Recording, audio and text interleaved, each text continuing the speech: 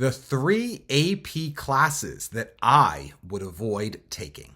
That is the subject of today's video. My name is Craig Meister. I'm a college admissions coach. You can learn more about me on my website, which is collegemeister.com. The Advanced Placement Program has done a very good job of marketing itself, not only in the United States, but also around the world. And so many high schools, both public and private, offer AP courses. And there are a diversity of AP courses out there. And some are far more rigorous than others. Some are much more unique than others in the sense that they're not offered nearly as much as other AP courses. And all of these things go into my personal calculations of whether or not I would find value added in actually matriculating into and taking the course and sitting for the exam in the course ultimately, if I were a high school student at this time. And so when I work with high school students and their families, I am very critical about their high school course selection every year that I'm working with the student, because I want to make sure that they're making the most of their time in high school, first and foremost academically, because when you apply to college or university, you are applying first and foremost as a student, and your choice of courses communicates so much about you and your value system and your interest, and it can really be parlayed beautifully into a narrative that you want to be writing about yourself throughout your application. But it all germinates, if you will, with what courses you're taking, and of course, ultimately then how you're doing in those courses.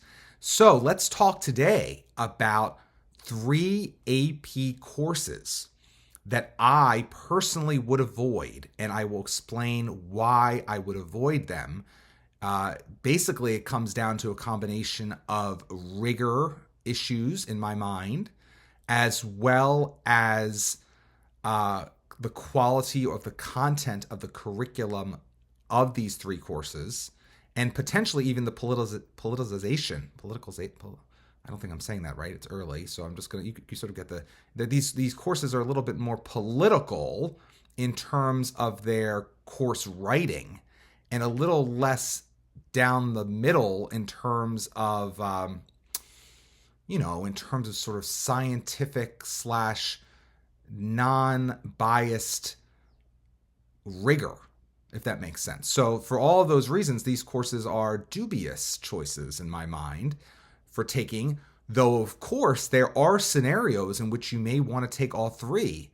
So don't take this as personal advice. This is just Craig pontificating today about 3 courses that I personally would avoid.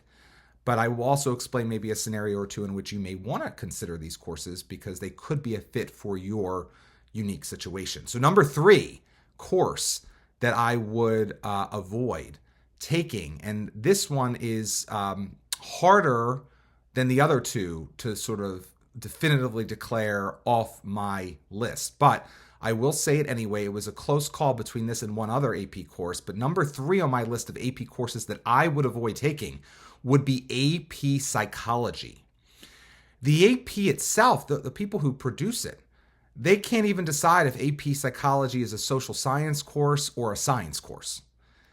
Now, I always have viewed AP Psychology as a soft social science course, the big boys being the histories of the world. But AP itself frames AP Psychology as being either. And that's a red flag right there. Because ultimately, what is the course? Is it a science-based course, or is it a social science? That's a very different thing. That confuses me and concerns me, number 1.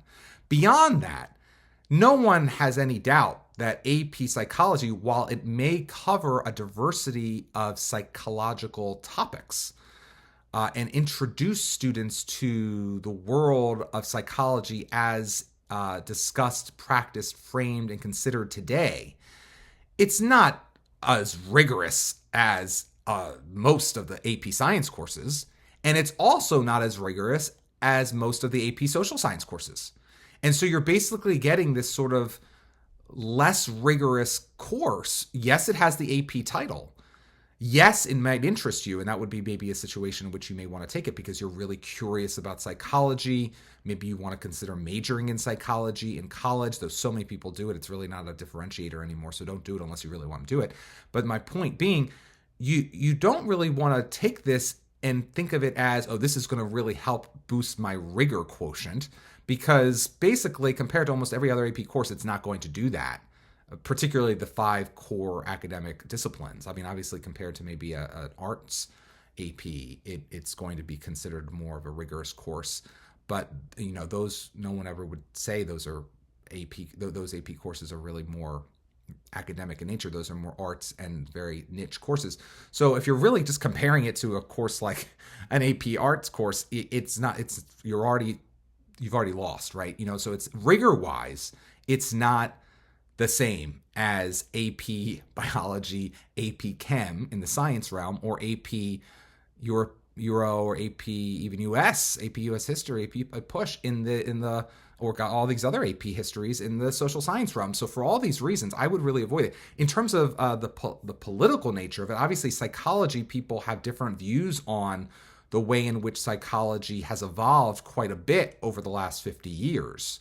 And so that also makes it dubious in the sense that, if a field has changed so much in such a short period of time, is it truly a science? Is it truly a social science? Or is it more of just like a studies course in the sense that, just sort of a topical discussion of psychological topics, and at which point it sort of loses the oomph that I would like in my AP course. So for all these reasons, I personally think, and look, college admissions officers know this too, regardless of their politics, which of course are mostly on the left, AP psychology is known to be one of the least rigorous AP courses. Now, you could have an AP psychology teacher who really pushes you and really drills you and really makes it a more rigorous, enriching experience. But even then, the actual topics covered are just a first foray into ultimately the long march toward becoming a potential psychologist, or ultimately, even if you go further like a psychiatrist. If that's really of interest to you, by all means, start down the path, but do it because you're really passionate about learning the subject, not because you want an AP course to impress college admissions officers. If that's the reason you're doing it, and you just want an AP there to satisfy your teachers, just to say you took an AP, or your parents, or you think it's going to impress colleges to take one AP course and that's the only one you can handle, those are all bad reasons to take AP psychology. Only take it if you're really interested in it, which you very well may be, and it is interesting for many, many people. But I'm not a fan. Number 2, I would say, would be AP environmental science. I find AP, and I have done another video in the past about AP environmental science. AP environmental science, all the AP environmental science teachers attacked me, and I took it down for a while because I was not prepared for the vitriol from AP environmental science teachers, but I put it back up because ultimately I rewatched it, and I'm not trying to, it's no way intentionally derisive, demean. I'm not trying in any way to insult someone's career path or interest in AP environmental science or environmental science writ large. What I'm basically saying is that, again, stacked compared to the other AP science courses, let's be real, there's no comparison. Also, the actual content of the course, AP environmental science, I mean, what about AP? I wish there was an AP earth science. I wish there was an AP ecology. I wish, there were actually sort of harder science courses, maybe AP geology. There could be all these different AP courses instead of AP environmental science that are actually really rigorously developed science courses. AP environmental science is a softer approach to science because it infuses into the content a lot of things that are not science. There are a lot of things that are sort of like current events / alarmism / ideology. There's a lot of ideology in AP environmental science. And again, even though most admissions officers are far on the left, their concern with AP environmental science will not be the ideology, of course. It will be the complete lack of rigor compared to the big AP sciences. the physics and chem and even bio. I mean, these are courses that, because they come from sciences that have been around for decades and have been well vetted, they don't go off the deep end as much as AP Environmental Science, frankly, sadly does. And therefore, I think you lose the muscle that I would want out of this course if you're going to be taking a course. Again, I'd encourage AP to consider adding more AP courses. And I would love for there to be an AP Ecology. I would love for there to be an AP Earth Science. Those could be interesting alternatives to what I deem to be AP Environmental Science's weaknesses. And again, many students who are considering AP Environmental Science consider it because they want an AP, they want an easy AP. This is one of the ones that are offered at their high school. And they can't maybe do other AP Sciences. If, however, you really are into science and you're already taking these other AP Sciences and you just want to keep layering on science, or you are very much interested in environmental engineering, anything related to the environment, maybe you want to work in intersecting science in college as an adult, by all means, take AP Environmental Science. It's not going to hurt you. It could only expose you to more topics related to the environment. But again, only if you really are invested in it would I say take it. Otherwise, I would avoid it. All right. And then number one AP course I personally would avoid would be, drum roll please, AP Human Geography. AP Human Geography is offered to so many students in ninth grade. That's a warning flag right there, warning sign right there. Many ninth graders have not developed their study skills yet. And so if they're throwing you the bone of one AP course you can take in ninth grade and it's AP Human Geography, that's a warning sign that it's not going to be as rigorous as an AP course you could take in 11th or 12th grade year. But beyond that, what is human geography? What is it? Is there a major in human? I guess some colleges may offer a major in human geography, but is that even real? Is that just a newfangled thing that they created in the last 25, 40 years? Human geography? I mean, I know anthropology. I know archaeology. I know oceanography. I know just old-fashioned geography. And unfortunately, AP doesn't offer any of those courses at the AP level. Wouldn't it be great if there was an AP geography course? Like geography, real geography. What about AP, and that would, if it was, in that case, it would be a science at that point. AP Oceanography, again, that would be the study of the oceans. That would be a science course. But this is obviously, AP Human Geography is a social science course as framed and sold and marketed by the AP. Again, that's a warning sign right there. Why can't they just have an AP history department or history courses and not even have AP Psych in social sciences and not even have AP Human Geography at all? That would be nice, because that would really show that the AP is stepping up and actually taking rigor and academics seriously and not creating newfangled things just to give to AP students. But I digress. Again, I find AP Human Geography to be the biggest joke AP course. And it's a good option if you want to start down the path of more rigorous courses at your high school as a ninth grader.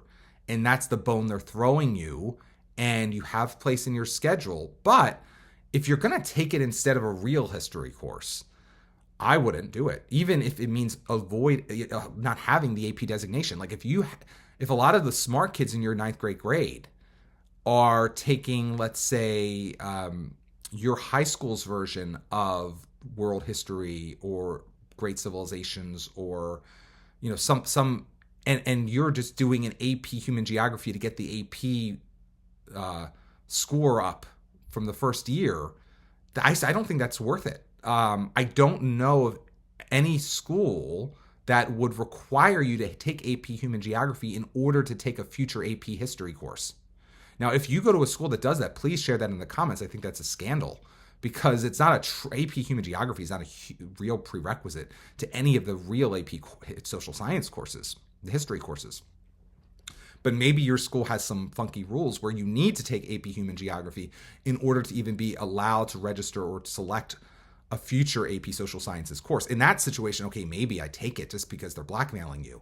and they're holding you hostage and making you take AP Human Geography. But hopefully in middle school, you took real geography and you did well in it and you understand enough about real geography that you've been there, you've done that, you don't need to take an AP Human Geography course, which again, I think is a politicized course. It's also a course that is trying to indoctrinate and share an ideology more with students and other sort of subliminal and overt messaging with students more than it is to try to just educate students about a particular well-known meat and potatoes subject. Because again, AP Human Geography is not a meat and potatoes subject. It is AP Human Geography is a made-up thing that was developed by AP to give a college credit to students, I guess, who get fives for some, or some, depending on the college, they can give you as much as college credit, I guess, for a 3, depending on the quality of the college. But I would avoid the course because I just don't see a value added in it. Especially if you have limited time in your schedule, take real history courses starting in 9th grade. Some kids will even take Human Geography, AP Human Geography in like 11th or 12th grade, again, because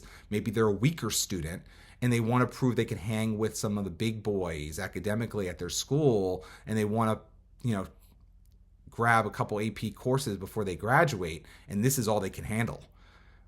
Okay, I guess you could do that. But I'm not a huge fan of AP Human Geography. I don't think it's a real discipline relative to the huge number of real subjects and disciplines that AP could have chosen. Like I said, they could have AP Oceanography. Why am I even jumping ahead to AP Oceanography? They could just have AP Geography. What's keeping them from doing that? What's wrong with studying geography for a year? Why did you have to infuse AP Human Geography? What the heck? What the heck is that? You put the cart before the horse. Let's talk about geography in depth and rigorously for a year. AP won't touch it because that would be too, focused on the science or the land. That would be too focused on the actual study and memorization and learning of all the different landforms and all the different geography. And that could be inclusive of what humans have built. Don't get me wrong. You could learn capitals. You could learn different man-made structures on Earth's surface, but they won't call a course AP Geography. They call something AP Human Geography. That's the warning sign right there. They've completely jumped the shark. And I would avoid AP Human Geography for political reasons, ideological reasons, but most of all, again, from the college admissions perspective, every Ivy League admissions officer knows that human geography is very low down the totem pole of rigor when it comes to AP courses on offer around the world. So there you go. Those are my views. Again, they do not have to be your views. I like a diversity of views. You are entitled to your opinion. If you feel very strongly that I'm wrong, I encourage you to respectfully comment below and share your 2 cents. You could absolutely have a very valuable contribution to this conversation. But I am allowed to have my opinion as well, and I hope you have enjoyed sitting here. Again, my view is from the view of a college admissions coach who supports students through every stage of the college admissions process. If you like this video, please give it a thumbs up and subscribe to my channel. And if you'd like to work with me one-on-one throughout the entire college admissions process, I encourage you to go to my website, which is collegemeister.com. Until next time, stay safe, stay well, and most importantly, now that you've learned this, you're going to have a much easier time of doing so because you're going to have much easier time about registering for courses. But most importantly, stay stress-free throughout the entire college admissions process.